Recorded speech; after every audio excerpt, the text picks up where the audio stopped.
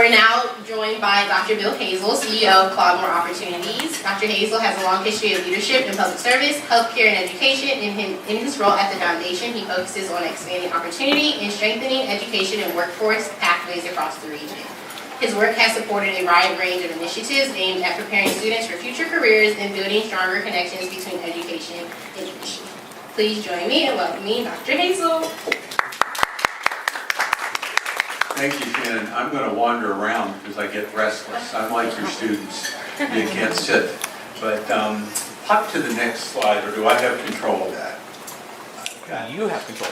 I've got control of it. Well, that's a dangerous thing. So, I'm Bill Hazel. I'll tell you a little bit about me and Claude Moore to put this into perspective, and then I think hopefully we'll have a conversation. But I grew up in rural Virginia. I went through school. I mastered school. I was really good at the tests. Did the whole thing, high school, Princeton, did pre-med, did my medical school at Duke. I'm an orthopedic surgeon. I trained at the Mayo Clinic. The kid looks really good on paper, right? Went through, came back into practice for 22 years, but got involved in the policy world through my work with the Medical Association and on the board of the AMA, and got into state government, and I became the Secretary of Health and Human Resources for the Commonwealth of Virginia. An unexpected career change. Now, so I did my first term with the Republican governor, and then the Democrat governor asked me to stay, which was a little unusual, but I managed during that period of time to oversee 13 state agencies. Medicaid, everybody's heard of Medicaid, right? Behavioral health, health professions, which is all the licensing and certification and so forth, the health department, social services, all the foster care youth programs, Foundation for Health and Youth, disability organizations. There were 13 of them, and I think we had a budget of about $14 billion and 15,000 employees and a bunch of hospitals, and it was, you'd be amazed what happens when you learn in those situations. My undergraduate degree was civil engineering. I was a math and physics guy. I hated geometry, Dr. Tara. It was awful. I'd wake up at night with proofs going through my head, and I'd literally beat my head on the wall. It was awful. Why am I doing this? Didn't take any biology, and chemistry was my worst subject, so it was a mistake for me to go into medicine. As I learned when I first started getting to memorize all this stuff that makes no sense unless you have some clue about Latin. But anyway, so that's sort of how I came out of state government and was at George Mason University for a couple of years. And then I came to found the foundation. The new president of George Mason had lunch with him back around when he first came in 2020, and he said, Bill, who's in bigger trouble, Bill, healthcare or education? I said, oh, that's easy. Higher ed is in much bigger trouble than healthcare because people need us. She'll still break her ankle and need to come to the emergency room. Higher ed is becoming more and more expensive. You all know about that. You all know about the debts. You know about the people coming out who don't have jobs and have debt. You know that the population is squaring. There are fewer young people, and a lot more older people. And those fewer young people aren't filling up the pipeline, so small universities around the country are closing in great numbers. Now, most of you are high school. I know Poe, he's higher ed, he's Carnegie Mellon, all over the world. But all the rest of you, I think, are mostly high school folks, right? What does that mean for you? When universities when people are questioning, do I have to go to college? Do I have to go to college? What's the value equation for me if I go to college? If I don't go to college, what am I going to do? We look at the numbers today, and maybe Poet knows them better than I do, but what % of your kids graduating from your high school actually go to college? Higher ed, let's take community college and 4 years. What % probably go, or at least start out that way? You're mumbling, I can see the lips moving. I don't go to college. Does anybody know? It's important. Oh no, it's like 80. Yeah, ours. is 80 because we come from a high-class neighborhood and all the parents make our kids go to college, right? That's right. Poe doesn't get anybody from Fairfax because not only are they going to college, they're taking the tests. Right? That's what I'm saying. That's what, are you from Fairfax? No, Loudon. Loudon. Loudon, okay. I was in Loudon Thursday night. We did an event out there at the academies. But anyway, Yes. that's a big deal. So, you know, what's happening here with that? What happens when the kids don't go to college? I think the numbers right now that Dr. Spence quoted Thursday night, Dr. Spence is Superintendent Loudon, is that probably 50% of kids across the country do not start in there. And of the ones that go, 80% don't finish. And of those 20% that finish, 10% are unemployed. Now, as a state official, that's a big budget we're pumping into education. And my end of things at the healthcare and human services, what I realized was that we have to grow healthy people. We can't fix broken adults. It doesn't work. We spend lots of money, I've mentioned billions of dollars, and have state hospitals and all these things for people who can't quite get through life. So the question becomes, what are we doing? Or why are we doing it? I think that's really important. And this AI conversation for STEM folks, I think, is particularly intriguing for reasons that I think you mumbled earlier. I couldn't hear you from the back. But you think about it, and a lot of the things that they taught me, where math lost me was matrix algebra my second year at Princeton in engineering. Having to do a 20 by 20 matrix by hand makes no sense at all. And I mean, and you didn't even need to give me that one that big to teach me that it could be done, but I'll give it to the computer. I'll let AI do all those things. So what do? You know, what do we need to know now? And so, you know, our look at things, when I came to Dr. Moore died in around 1991 and set up a little foundation which Joanne DeGenero's good friend Jay Lambert ran.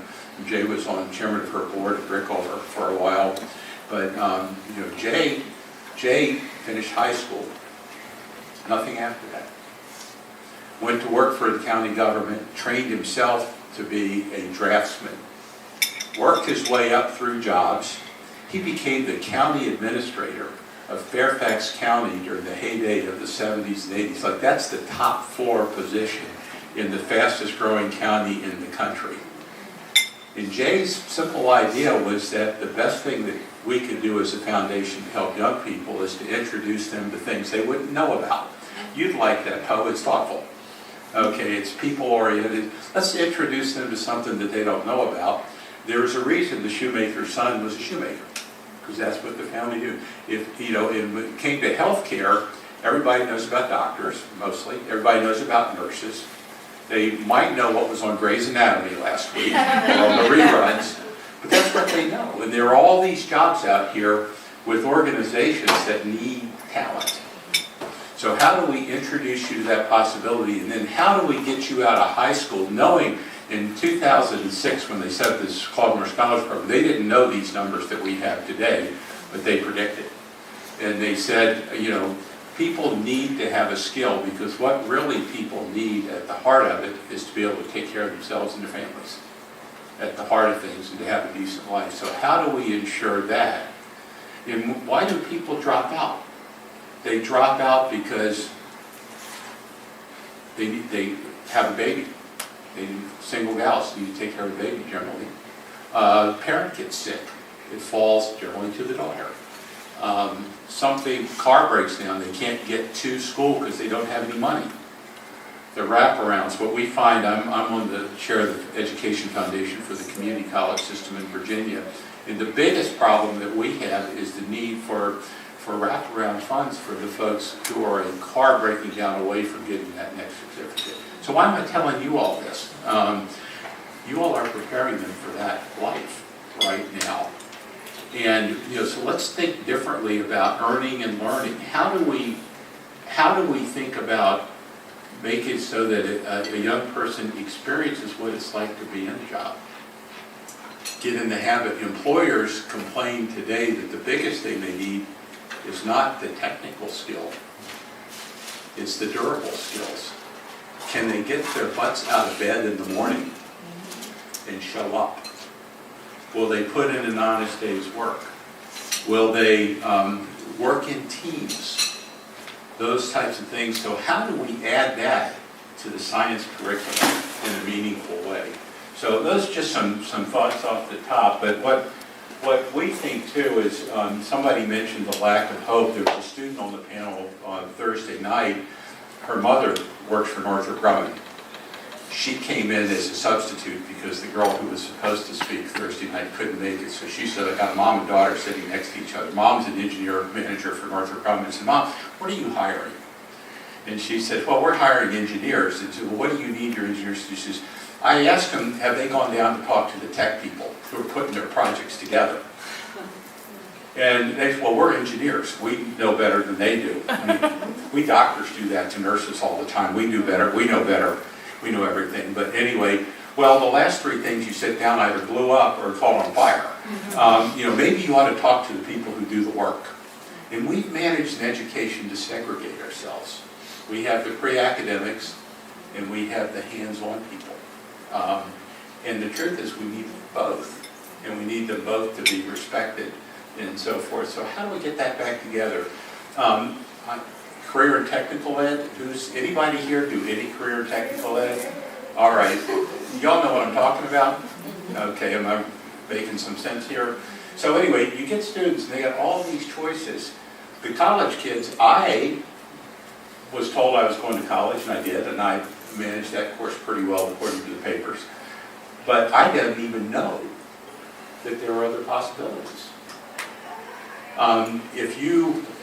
Most families who haven't had a legacy in higher education are not going to know those possibilities, or they're going to see it as unachievable. So one of the things we do, I was telling Mom was talking about her engineering major, so I said, what's on the mind of the kids? She's a senior, she's at Tuscarora, out in Loudon. Good school district, good teachers. 90% of the kids are depressed. They're cooked, I think was the word that you use. There's no point in this. So how do we take something in all these choices and say, all right, life's a journey. Let's create some maps. We at Claude Moore happen to be thinking more about healthcare because that's where we focused and that's where we've been getting people, and we're touching 57 school districts in Virginia, the 131 and all those good things.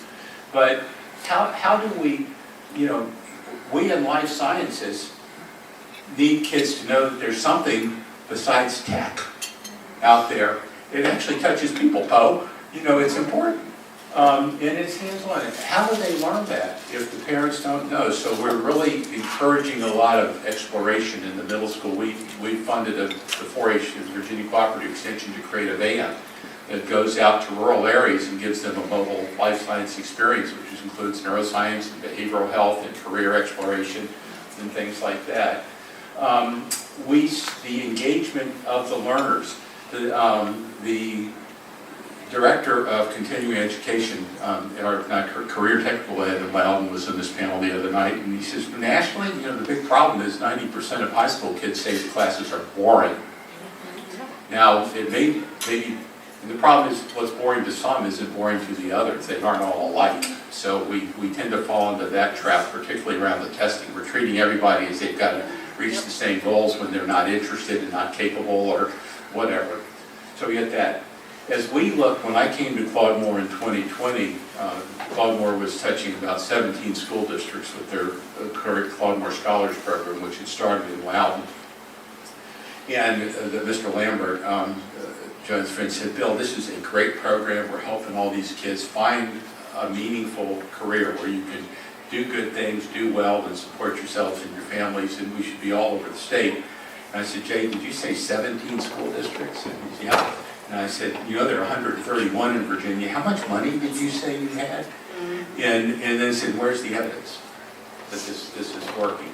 So we went back and over the course of the summer convened about 125 people from different sectors, government, industry, higher ed, K-12, so forth, and to look at what was working and what wasn't working. And what we realized and this is to your question about the math in middle school. We realized that a lot of kids could not get into the courses they needed in high school to even sample a career path because they didn't have the language of science, which is math.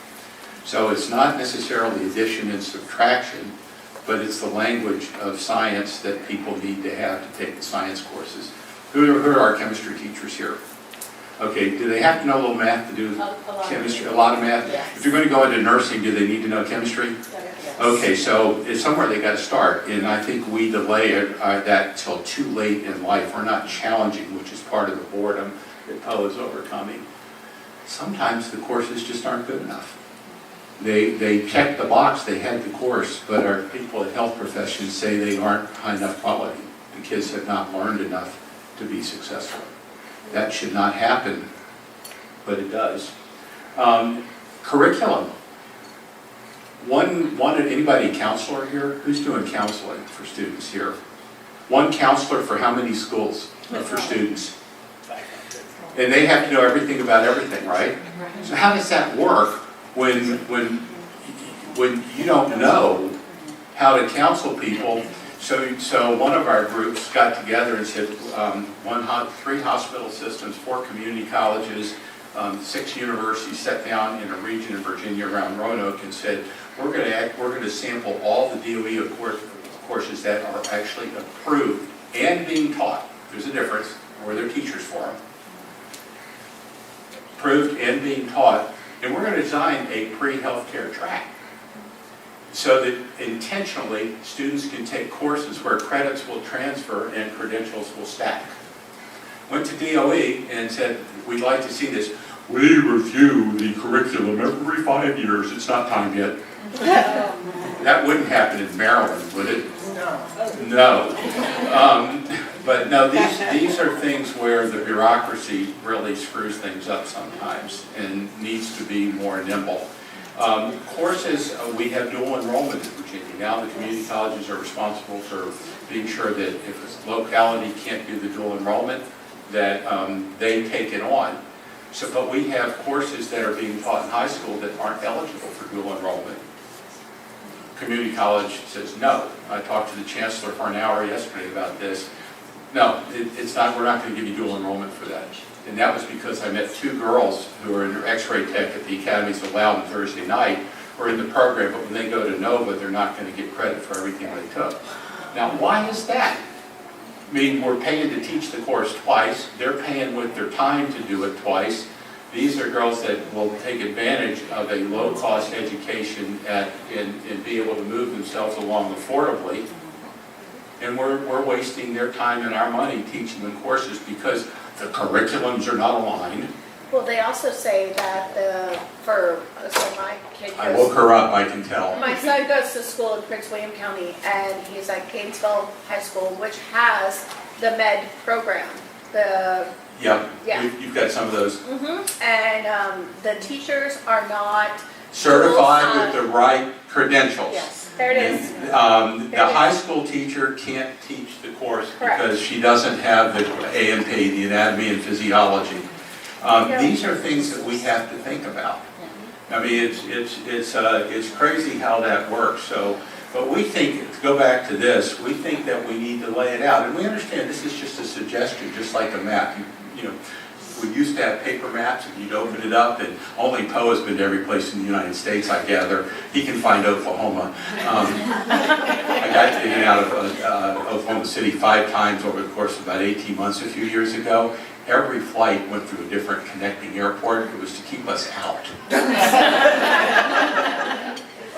Nursing pathways, you can be a nurse different ways. Traditionally, you take the science, you get the degree, you go to a 4-year college, you get your RN, your BSN, and you move on. And the nursing profession says, we're going to raise the standards, we're going to have doctors of nursing, and they leave the entry levels behind that break people in. And so there are different ways to get into it now as we think about it. So do we have career pathways that we can show our kids? What they can do with that chemistry is important.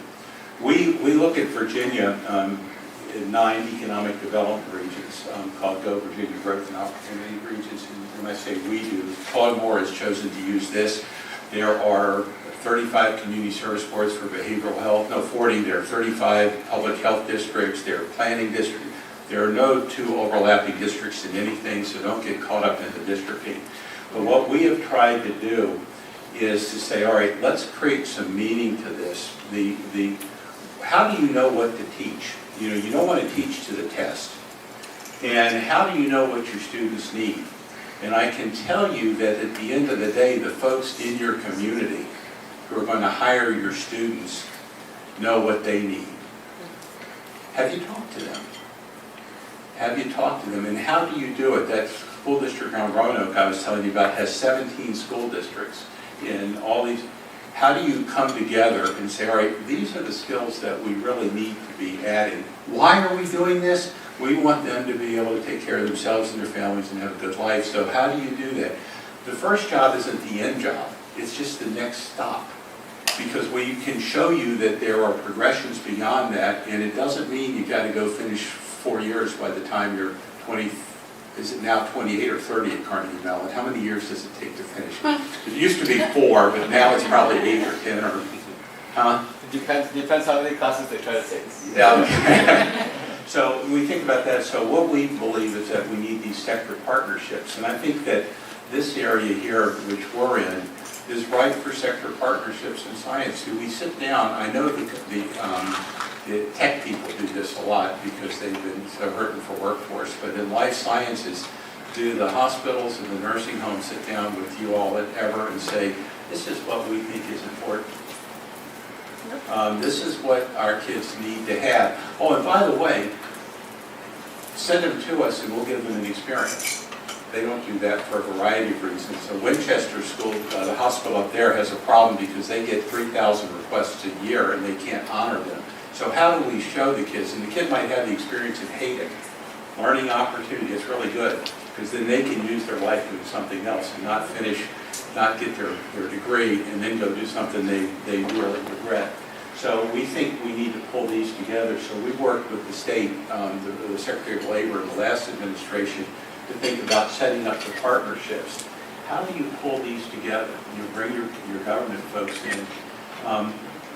For some of us in the community college world, it's reskilling and upskilling. Current employees become an issue. What happens when people want to change? Or that nurse who's now 40 and she's had 3 children and she's been in and out of the workforce and now her back hurts and she comes into the room one day and I'm lying in the bed and she says, that big guy, I can't move him anymore.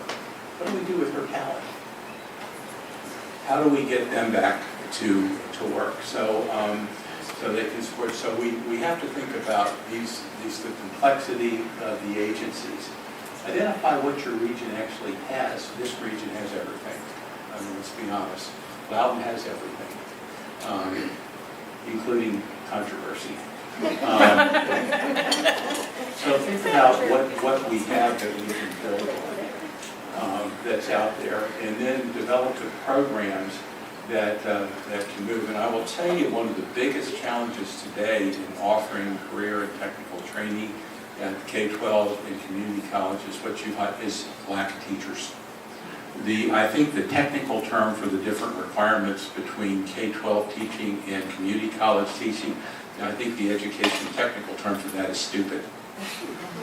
It really is. Why do 2 people teaching the same course to the same students in the same facility have to have different qualifications to meet certification and accreditation standards? I mean, it's what a waste. Or at least give them a pathway to get it. Or give them a path. But okay, so you're a practicing professional who's going to come in and teach in your school. Are you really going to sit and get 18 credit hours in order to get to that pathway? No. No. Realistic one. It's stupid. Yeah, absolutely. I mean, there's a word for it, stupid. We need to be able to say that publicly. But these are things that we have to think about if we're going to get the deficit closed. And our rural areas suffer from this. Anybody rural here? The rural areas in particular just do not have the teachers. And particularly if you're in a health profession or a high-paying profession and you can go work for somebody else for twice the money, that's even more stupid. to give that up. So we need to think about how we're teaching, and that means touching the accreditors and so forth. So, and then we think about how we get the alignment so that the individuals come in, get into this ecosystem, and then are able to interact with the employers in a better way. So just give you some general thoughts about how that works, but how does this message resonate to you about needing to have that outreach and that engagement? And we talk in Virginia a lot about blurring the edges, blurring the borders between K-12 and community college, between community college and 4 years, creating seamless pathways. And so we talk about blurring the border between career and technical and pre-academic. It doesn't need to be one or the other. Being an orthopedic surgeon, I went through all my education, my training, and then at Mayo Clinic, I did 5 years of basically an apprenticeship. We don't use those terms in healthcare. But you know the joke in medicine, if you're in internal medicine or family doctor and you get in an elevator and the door is closing, how do you open it? You put your hands in, right? Because you're thinking, that's what you do. What do the orthopedic surgeons do? They put their heads in because they're just carpenters. But no, we're thinking too. And I think that that's a false delineation that we have in education that needs to be broken up. But with those hopefully mildly insensitive comments, you all will have some comments to make. Oh? Yeah, I love it. I think that the important thing you're bringing up is that we need to connect the dots all the way through, right? And a lot of times people work in the silos that they're at. Yeah. Actually, that's why I like to go around. Now, in Virginia, we don't refer to those as silos. In Virginia, those are called cylinders of excellence. I see. I guess I was around real silos recently. Yes, I think it's the Midwest. You know, my wife's an Iowan, so I have to be careful. Yes, ma'am. I have often thought as a teacher that if anybody came to me and asked me, what would you do to fix our education system? I would say, we need to change the national attitude. Because I think that's really, at the end of the day, we have a great set of students that come into our classrooms every day and they're supported by their parents and their parents believe in education. And they say, you need to listen to your teacher, you need to do what they're, and you get so much done as a teacher. But then you have classrooms of kids where the parents, maybe they're just trying to keep their head above water and survive. Really, you don't know what's going on in their house, but they don't have the bandwidth to give their students that support and that knowledge that education is important. And that, yeah, I know, maybe you don't understand why you need to do geometry, but you will someday. Someday you'll figure it out why this was important. And I just think back to growing up in the 80s, and Nancy Reagan, I think, had the Just Say No to Drugs. Yeah. We need to start a campaign that's just say yes to education. Whether it's education in the high school, education at college, education as a trade, and we need to celebrate all forms of education. I think so. I would, well, let's go. So many things I could say. Sorry. And in terms of okay, so my son, much older, he works in Manhattan. My daughter is not STEM, and she's a senior now. She's taking DE history, she's taking DE English, she's taking some arts class. She got into Pratt College with a scholarship, but she is not going to get the advanced diploma because we told her you do not need to take physics. Instead, spend time focus on a portfolio. Didn't need to take physics. That sounds like blasphemy. Right? I was like, and she's like, but Mama, physics is all the time. I'm like, baby, the advanced diploma is a name given to make parents feel so good that their kids took the 4 years of math and the 4. Would you say if she has a fever, would you check Right. her forehead as well? And we love teaching together because we feel that way. Parents just want to check So those boxes. I'll tell you a Has dirty to little get that, secret. yeah. On that nurse pathway, you can get your RN at 2 years with an associate's at a community college, right? You can go ahead and get the other 2 years and get your BSN, and guess what will happen at your job? Oh, yeah, okay. Nothing. there was a theory with magnet schools of nursing that the nursing quality would be better and so forth, but even my friends at UVA tell me that they're not seeing that. When the University of Virginia says it, there must be some truth to it. It's real interesting what we think, and that's the separation between what the academy believes is necessary and what the accreditors say is necessary and what the real world is saying. And the real world travels faster than accrediting bodies, a lot faster, as this AI thing is playing out. So we need that. Yes, sir. I'm interested in thinking about the perception of dual enrollment. I think that obviously dual enrollment has burgeoned across the nation in a very big way in our area and across, from people I talk to in other states. It seems at first that's like, oh, that's good. That's like that's educational rigor happening across the nation. Like they're getting these higher ed opportunities early on and connecting with higher ed partners. But from my experience too, and I'd like to hear what other people think here too, it is often actually, it represents sometimes a decrease in rigor. A lot of students are like, I don't want to take the AP class because I have to pay for the tests and I have to study for it. It's actually harder than what I could get at community college, and I will definitely get credit. Whereas if I take the AP test, I might not get credit because I have to take the test and pass it and do well on it. And it's not obvious that, in fact, I think at least for our students, it's often true that the dual enrollment option is the less rigorous. Based on what criteria? That's It's anecdotal. Beauty's in the eye of the beholder. It's anecdotal. You know, I want to jump back before I get to you and talk about this. You're talking about culture, and there's a saying in the business world that culture eats process for breakfast. Yeah.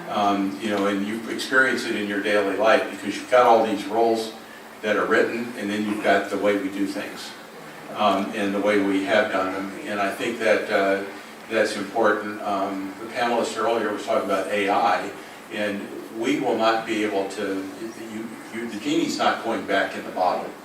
And the rules will never, by the time you go through all committees and school boards and public debate and things, will never keep up with the evolution. So it will be the rules and the culture that you create where you work that's going to govern how we use this stuff in the classroom. But anyway, actually, I'm going to put you on hold for a second because I don't want him to hurt his shoulder raising his arm back there. No, I think that's a misconception. I think dual enrollment classes, they are introductory courses in college for non-majors. So what I tell my students is, you're going to take the AP Bio, for example, DE Bio, for example. If you are going to be I don't know, like an economist, like take the Bio, because they'll give you credit in college. But if you're gonna be becoming a doctor, then I would take the AP Bio, not the DE, because they'll give you the rigor. It's like, you know, but and when you go to college, I mean, you're gonna have to take Bio regardless because it's part of your major. So the issue there is, how do we know which is needed for the kid, and what do the advisors know? Because this advisor is also advising your engineers and your physicists and your teachers and everybody else. And I think I'm advocating that we create a different counseling system where you have almost like healthcare. I hate to use that as an example because it's not great, but you have your generalist who's working with the kids, and then, oh, I'm interested in healthcare. Well, let's call in a specialist.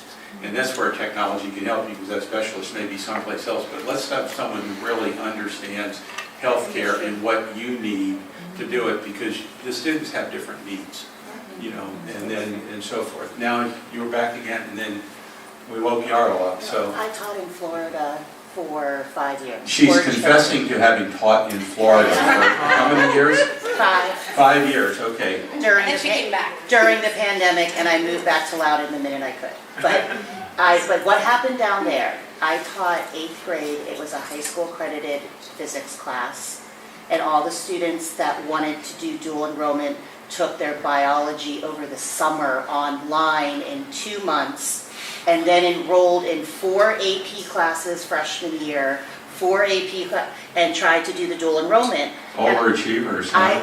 I advised against it every time. I didn't care how smart the kid was. I said, you're going to be brilliant. What are you going to do? You're going to graduate at 16, and then what? What? See, You we don't have- even know who you are yet. One That of the, doesn't make any sense. one of the troubles we have in healthcare, Yeah. you know, anybody old enough to remember Doogie Howser? Yeah. Okay, so you graduate when you're however old, and you go into the doctor's office, do you really want Doogie Howser, or do you want somebody with some, I said, which this is the part most of why we ridiculous need thing to I've think ever about heard. how we train people differently. Actually, to that point, my daughter's friends, one of them got into aerospace in Georgia Tech, the other one got into engineering in Georgia Tech. She's in These Loud, girls- we're overachievers. Oh, yeah. So these girls are in DC. I was behind them because they were supposed to navigate.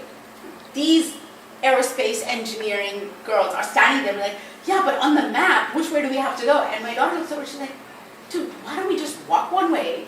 And it'll tell us if we're going the wrong way, and then we'll walk the other way. And you're like, oh, yeah. And I was like, this is what's wrong. This is what's wrong. I just said it first. Yeah, 100%. So I have two comments to make. I'm a high school computer science teacher, and teaching computer science, it's to take my class students, I have to kind of like veer off in like a separate direction, and I kind of call myself a dream crusher and a dream maker, because a lot of times There's a difference students between those two. take. Is there medicine for that? Well, a lot of times students take my class for the wrong reasons. They like associate computers with computer games, and like, I love computer games, so I'm gonna love computers, so I'm gonna love computer science. And then they get to my class and they're like, oh, there's a lot of math and concept. It's really challenging. And they just like realize, this isn't really for me. And it sometimes happens. But on the flip side, sometimes a student just needs to fill a hole in their schedule, and they get in my class, and by the end of the year, they're like, you know, Mr. Maskey, I only took your class because I had to fill a hole in my schedule, but I'm pretty sure I'm going to major in this in college. Yeah, exposure. And just getting that, and I don't know. What year are you teaching? Usually it's a mix of freshman, sophomore, all of the high school. So freshman early, that's probably okay to not know that. But I think that part of the problem with exposing kids to all these things is that they have to tie themselves into a course for a whole year. And it's just the structure of the school It's schedule. the way the schools function, yeah. And like, I think you almost need a class that it's called like, get exposure or something like that. Yeah, 101. Let's Yeah. Oh, now you've woken her up back here. Yeah. The second comment I want to make is that, so right now there's AP Computer Science A, which is your standard introductory computer science class. And right now there are a lot of underclassmen taking that. And when they finish taking that, there's really nothing for them. Now, ideally there should be like a second thing. Where are you teaching? Loudoun County. Loudoun County? Okay. Ideally there Which should school? Rockbridge. Okay. I know I'm like a slightly different demographic as opposed to a lot of other schools, but right now if a student takes AP Computer Science their sophomore or junior year, a lot of times there's nothing for them. Yeah. Ideally the College Board would have a course that follows that, Yeah. but We know that because that gap between when they take the course and their next opportunity creates an opportunity for loss. College Yeah. Board is actually coming up with a. Well, hold on. Sorry. Have you all met yet? Maybe you should go. So the unfortunately, like a lot of the courses the College Board is offering now, starting with computer science principles, is instead of going up, they're going down. I don't even have the time to talk about computer science principles and what I think about that. But even their new cybersecurity course, I'm hearing very bad. This is from the College Board? Yeah. Yes. Okay, see, so So, national organizations, things like that aren't meeting the needs. And then like there's dual enrollment, right? And the standard is through NOVA, but NOVA is very strict. Like you need a master's, or the equivalent of master's. That we're working on. I understand that the Sachs chair is coming to Virginia here in the next few weeks and swears that there are ways around that that just require paperwork. But I haven't. Yeah, how much paper do we have? But anyway, that is an issue that is getting raised. What's interesting is that around the country right now, there's something called the Rural Health Transformation Grant in healthcare, and every state's getting $100 million a year just by formula, and another up to our 100 plus or minus competitively for healthcare in rural areas. But there's a workforce component to it, and as the states have to decide how they're going to distribute that money, I believe they should not spend any money where these programs aren't lined up in a meaningful way. That should be part, maybe in year one to meet the goals, you'll have to do it. But I'm arguing that by year two, if K-12 and the community college don't have a meaningful pathway, we shouldn't pay for it. Just should not. You get it together, team. Excuse me. Who else was, somebody else? Yes. I want to ask you, do they get frustrated when you're talking about the alignment? Which they? The students. Do they get frustrated if they took all, say, let's pick computer science, that's what you've been talking about. If they wanted to become a network engineer or something else, and they took all of that coursework in high school, then they want to get those certifications with the community college, and somebody tells them, oh, everything you did, none of it transfers, none of it applies. Do they then quit? What happens? Yara, you know? Wait, sorry, can you repeat that? She says if they take the course, I they was say under the they... impression that that was one of the courses that they were coming up with, was one of the hardware courses, which leads not only to an AP exam, but also to a certification. So what happens, So I thought- Yara, the question is, what happens But- to the students who have completed your courses and so forth, and they get to the next step and there's no path further? What do? Do they quit? Do they go someplace? What happens to them? Well, at our high school, we kind of, we've had to like jump through like a million circles and we actually have a course now. But a lot of times before that, they just had to like hit the pause button and just, they had like other computer classes they could take, but it wasn't really in the same vein and it wasn't at the same rigor. Yeah. That The gals that I was telling you about from the academies the other night that are taking the X-ray tech thing, then they are going to have to probably repeat some, is what's going to happen to them. Fortunately, they've not lost their enthusiasm yet. I hope they don't. Yeah, so that's good. Shannyn, where are you? How much time do we have? We can wrap up whenever you're ready. It's 1:03. You're in charge, so whatever the group wants, they may be tired of it by now. Well, anyway, if there are any questions, I'll hang for a bit, but thanks, everybody. Good luck to you.